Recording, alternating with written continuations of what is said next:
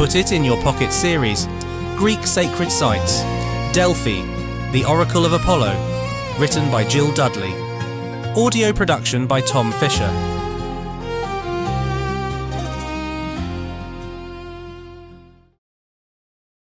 Delphi is situated in one of the most dramatic landscapes, having a backdrop of mountains and ravines, and way below it, the dry riverbed of the Pleistocene River filled with silver-grey olive trees. In the far distance, the gleaming stretch of the Gulf of Corinth can be glimpsed. According to Homer's hymn to Apollo, this sacred sanctuary of Apollo was claimed by him in the following manner. One day, some merchants, some say they were pirates, were on their way to Pylos from Crete, in a black-prowed galley, when Apollo, disguised as a dolphin, leapt out of the sea and landed on the deck. This was regarded as a portent great and terrible. Apollo used his immortal powers to guide the galley towards the coast, close to where his new intended sacred site was. Then from the ship leapt the prince, far-darting Apollo, like a star at high noon, while the gleeds of fire flew from him, and the splendour flashed to the heavens. Into his inmost holy place he went, and in the midst he kindled a flame. Those who witnessed it were amazed and fearful.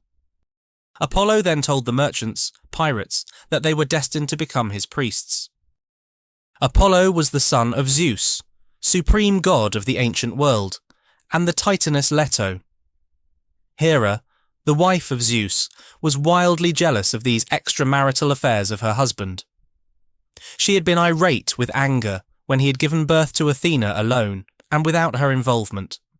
Athena had been born from his head, and there is a story that the jealous Hera prayed to Gaia, Mother Earth, that she too might have a child alone and without aid from Zeus. In due course her wish was granted, and she immaculately conceived and gave birth to Typhaon, a monstrous creature whom she entrusted to the dragoness at Delphi. Over the course of time, Typhaon and the dragoness became fused in people's minds and became the Python.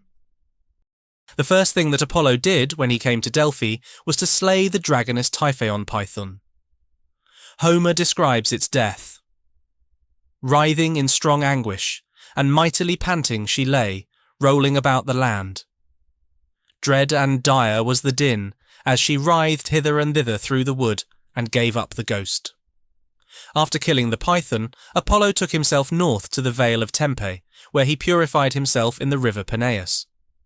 For 8 years he served as shepherd to King Admetus of Pherae, in order to atone for the killing of the python. Today there is a sacred fountain at the centre of a sanctuary of Gaia, the waters of which were said to be guarded by the python, Dragoness. There is also a story that Gaia had a daughter, a beautiful nymph called Daphne, for whom Apollo developed a passion, but, in order to protect her from Apollo's advances, Gaia turned her into a laurel, which from then on became sacred to Apollo. It is why winners at the Pythian Games, which commemorated Apollo's 8 years of atonement in the Vale of Tempe, were crowned with laurel wreaths.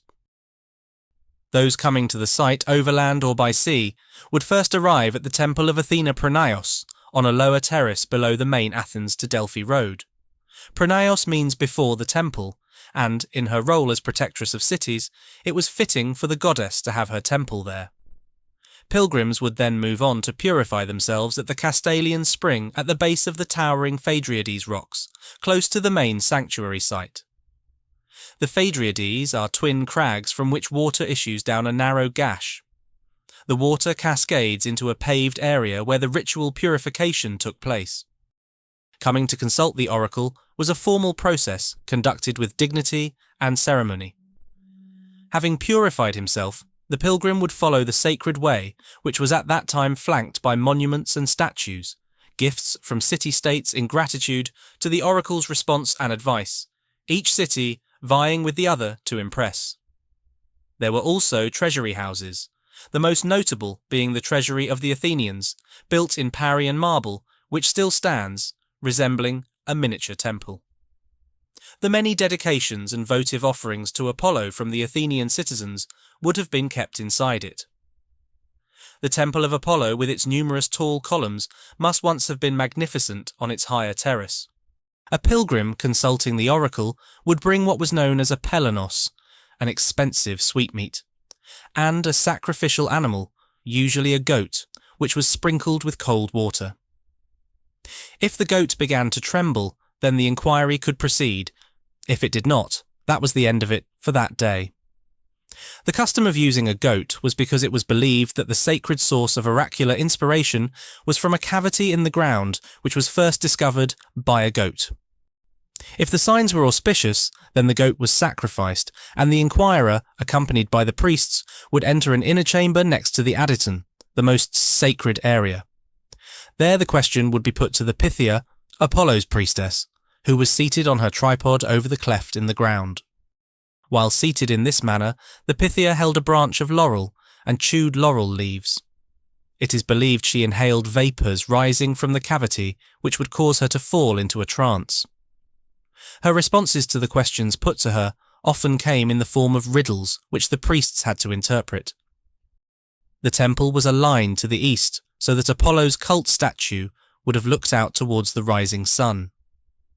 His statue was in its most sacred area, the adyton, together with the omphalos. The omphalos was a shoulder-high oval stone believed to have fallen from heaven. Legend has it that Zeus let off 2 eagles from the far points of the heavens in order to determine the centre of the world. The eagles met at Delphi, thus settling the matter. The oracle was functioning from as early as the 11th century BC. By the 6th century BC, it was wielding such power that no cult or institution was changed or introduced without consulting the oracle first. Inquiries were also made concerning tactics in war and major political problems. Everything depended on the Pythia's inspired answers. Because of its extraordinary power and influence, opportunists were tempted to use the oracle for their own personal ambitions and political propaganda. On the whole, however, this seldom happened because the offender, if found out, was severely punished. Interpreting some of the Pythia's answers often proved extremely perplexing. For example, when Athens was in danger from the Persians, the Pythia's advice to the envoys who had been sent from Athens to the oracle had been to flee from the advancing enemy. Miserable men, why are you sitting idle? Leave in flight the furthest dwellings of your land and the high peaks of the wheel-shaped town. For neither head nor body remains firm, nor tipmost toes nor hands. Nor is anything of the middle left, but it is reduced to oblivion. Herodotus, Book 7, 140. The envoys had not dared return to Athens with this gloomy answer, so returned for a second inquiry. On that occasion Apollo responded with a grain of optimism. Yet Zeus of the broad heaven gives to the Tritoborn a wooden wall, alone to remain undestroyed, and it will bless you and your children. Herodotus, Book 7, 141. A wooden wall. The envoys bravely delivered this answer to the elders of Athens, who puzzled over it. Some thought the wooden wall must be the palisade around the Acropolis, while others believed it was the Athenian ships, which were made of timber. When the latter defeated the Persian fleet at Salamis, those who were of the opinion the wooden wall was the Athenian fleet were proved correct. There is also a legend that when the Persians attempted to invade Delphi, the gods caused thunder and lightning, and sent boulders tumbling from the pinnacle of the Phaedriades crags, crushing the invaders and putting them to flight. Further on from the temple of Apollo is a small and damaged theatre of Dionysus, god of wine and drama. In its awesome setting, performances must have been doubly dramatic. It is claimed that Apollo left his sanctuary for the 3 winter months of the year and, during his absence, it was Dionysus who presided there. In Apollo's absence, there were no oracular inquiries.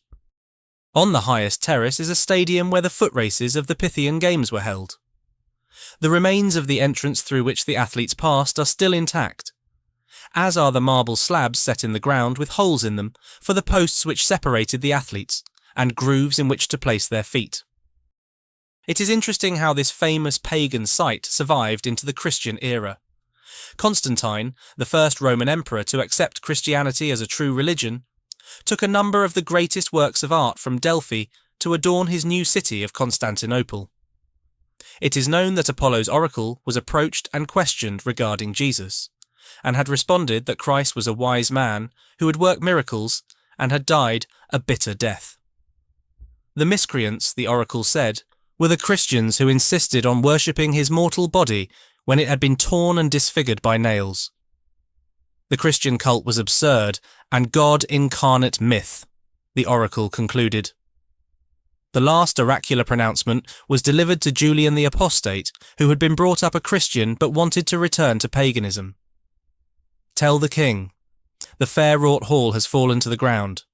No longer has Phoebos a hut, nor a prophetic laurel, nor a spring that speaks. The water of speech even is quenched. Not far from the museum at Delphi, there is a well-preserved floor mosaic depicting geometric patterns and figures within medallions. This is from a 5th century church dedicated to St. George. Like Apollo, who killed a python, dragoness, St. George killed a dragon. A few kilometres away from Delphi is the village of Arachova, where an annual 3-day festival of St. George killing a local dragon is celebrated. The village has a church dedicated to St. George, and inside it is a column once part of a temple of Apollo. The Christian version of the killing of a dragon at Arachova is that there was once a monstrous dragon in the locality, Delphi, who deprived the locals of their water. All attempts to persuade him to spare enough for the people failed until he set eyes on the king's daughter. Only if she was given to him, he said, would he leave the water for the people. The girl was on the point of being sacrificed when St. George arrived and killed the dragon. It was the Emperor Theodosius I, an ardent Christian, who finally closed down all the pagan sanctuaries and ended the oracle at Delphi. In time, the whole site disappeared and the village of Castri was built over it. In 1898, however, there was so much renewed interest in the ancient sanctuary that the whole village was demolished and the villagers rehoused in what is today's town of Delphi. Archaeologists then set to work, and the present ruins of antiquity were again revealed. Today people come from all over the world to see this ancient site in its dramatic setting at the foot of Mount Parnassus, and it is unlikely now that what remains of the Delphic oracle will ever be forgotten.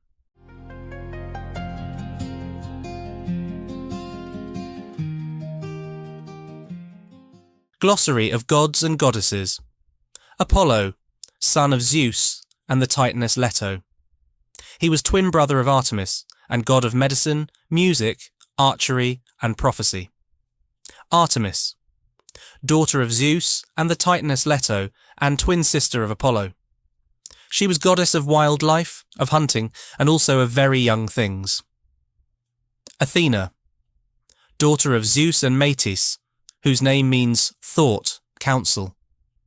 She was goddess of victory, weaving and handicraft, and also protectress of many cities, but especially Athens. Chaos, primordial chaos, from which came Uranos, the heavens, and Gaia, earth. Gaia, the personification of the earth who sprang from chaos. Hades, brother of Zeus and god of the underworld. Hera, wife and sister of Zeus. She was goddess of women and marriage. Kronos, a titan, and married to Rhea, who gave birth to many of the Olympian gods, including Hera and Zeus. His name means time. Rhea, a titaness and wife of Kronos. She was mother of Zeus and Hera.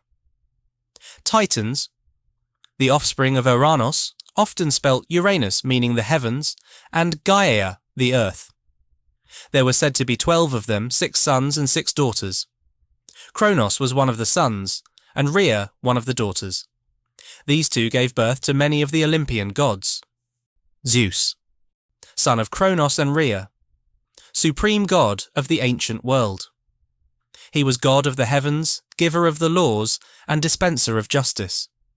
It was often said that Apollo was his spokesman, and questions put to Apollo's oracle came from his father.